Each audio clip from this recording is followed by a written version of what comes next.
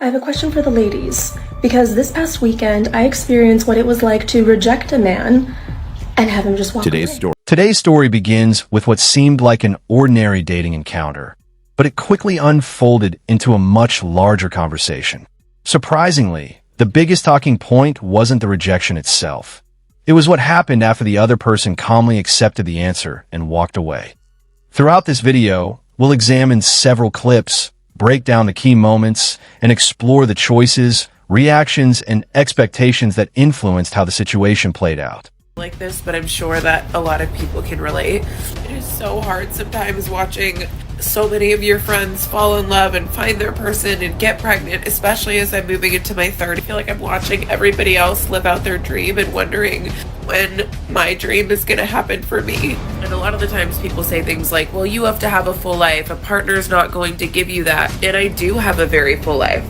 I love my life. You know, I'm writing a memoir and I have a therapy practice and I have a really beautiful apartment in New York City and I have the best friends and I really do have this massive life, but it feels like there is something major that is missing. I know it sounds wild, but sometimes it feels like I'm missing out on life because I don't have these things yet. I thought I'd be married by now. I thought I'd have multiple kids by now. And this is not just the timeline that society has set on women. This is the timeline that I wanted for myself. I've known ever since I was 3 years old that I was born to be a mom, and I just want to experience that so bad. And sometimes I wonder and worry, and this is something that I'm working on in therapy, that like something is wrong with me, that I just don't. From the outside, she seems to have it all: a successful career, her own place, and an active social life. But despite all of that, she admits something still feels missing. That's what makes this story interesting. It shows that career success and personal fulfillment don't always happen at the same time. As she watches friends move into a new chapter of life, she's left wondering when hers will be. Actually make me so insecure. When I say dating apps, I mean Hinge, because I feel like Hinge is the only normal one to have. All the other ones are kind of weird, and I feel like you're desperate if you have the other dating apps. But anyways, 99% of who shows up on my feed is disgustingly chopped. I'd say about half of my likes are disgustingly chopped. And then I have matches. I have like 10 matches. None of them respond to me. No. Like, what's the point of having the app? I'm about to delete it again. It hurts my self-esteem. Every time I open the app, it just reassures me, like, and I know it's designed to be that way, okay? I'm reworking on my self-esteem. It's just the internet, all you haters. She dismisses nearly every profile she comes across, which give a clear sense of how disappointed she's become with online dating. His view is different. He argues that the problem isn't a lack of available men, but that she's only interested in a small group who have many choices. When those connections don't happen, it's easy to blame the app instead of considering whether expectations match reality. So I matched with this guy. Things are going good. He's really cute. Seems really nice. We're talking for a couple of days, and then out of nowhere, he asks this question. So is your ex still in your life? Fun fact, me and my ex actually still work together. But he cheated. There's no going back. Don't have to worry about that. This guy has the audacity to tell me, oh, well, you seem really nice, but I make $150,000 a year and I can't handle baggage, and it's extremely disrespectful to a new guy that you work with your ex. Honey, I didn't ask you how much you made a year, number one. Number two, I think it's extremely disrespectful that you think I should give up my career that I've worked really hard for a decade, all because some dumbass decided they were gonna cheat on. From his point of view, stepping away was the more practical choice. Seeing an ex on a regular basis can make it difficult to fully move forward, even when both people mean well. For some, creating distance is simply the healthiest option. It helps avoid unnecessary complications and allows them to focus on building their current relationship without lingering reminders of the past.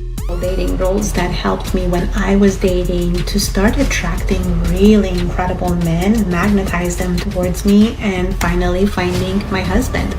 Number one was circular dating. Circular dating meaning that I dated multiple men at the same time, not multiple sleeping around, no, just dating, in order to find a man who was going to give me the commitment that I wanted. And of course, he was somebody that was compatible with my desires and needs. In the past, I used to just focus on one guy. I would be dating one guy and jump the gun and start just focusing all my attention into that one relationship and really get ahead of him, and without even actually getting to know the person. So by circular dating, I took a step back. I was more observant. I was actually not in my needy energy anymore, because now I have multiple guys who are pursuing me, and I would be more deciding whether or not these guys were compatible. He believes she had plenty of attention before settling into a committed relationship. In his view, people who feel they have many dating options are less likely to stay if they think they're competing for someone's time or commitment. He argues that the man who eventually married her was simply the one who continued investing in the relationship while others moved on. From his perspective, that's why she speaks about the situation so openly, because she believes her partner accepted things that many others may not have. Easy to lose. This changed everything for me. When you're easy to lose, it means that if he's not actively trying to get your attention, if he is not asking you out, he is not calling you, texting you, asking for your attention, then he's going to lose it. You're not going to give him the attention that he's not asking for. So when you have that dynamic in play, when you're easy to lose, you lose interest in a guy that is not into you, then it creates this dynamic in a guy that is gonna try harder and harder to get your attention. And the more he tries, the harder he tries, the more he invests in you, it is inevitable for him to not fall for you. The more men invest in a woman, the more they fall for the woman. So the concept of being easy to lose, you see, it's not hard to get, but easy to lose is such a game changer. Many viewers see this as sending mixed signals. While the advice may sound reasonable, people often argue that real-life relationships don't always work that way. Attraction and long-term commitment are influenced by different factors, which is why expectations can sometimes fall out of sync. In the end, many believe the strongest relationships are built when both people show genuine interest and invest equally from the beginning. Being always two steps behind him. What does that mean? It means that I was not going to introduce him to my family, to my friends, if he didn't introduce me to his friends and family. If he didn't put me on his social media, I wasn't going to put him on my social media.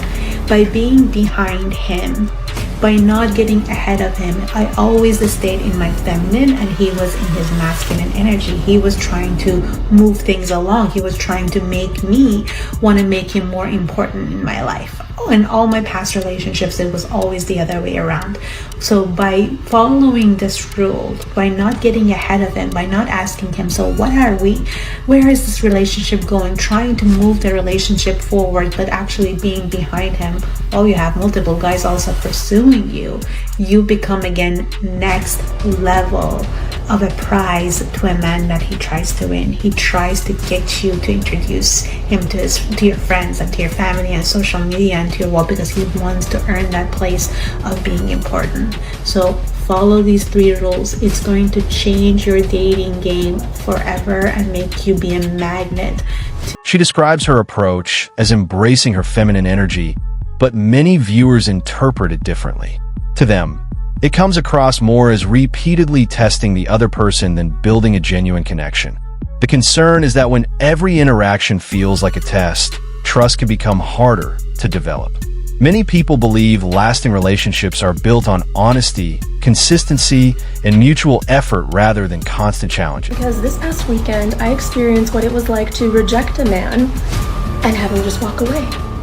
No, come on, baby. No trying to coax me into anything. So ladies, have you experienced this? I would love to know in the comments what your experience has been from rejection.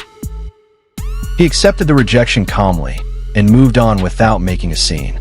Rather than trying to change her mind, he respected her decision and kept his composure. That response is what stood out to many viewers. He didn't continue pursuing the conversation or seek approval. Instead, he simply walked away, and that unexpected reaction became the most talked about moment.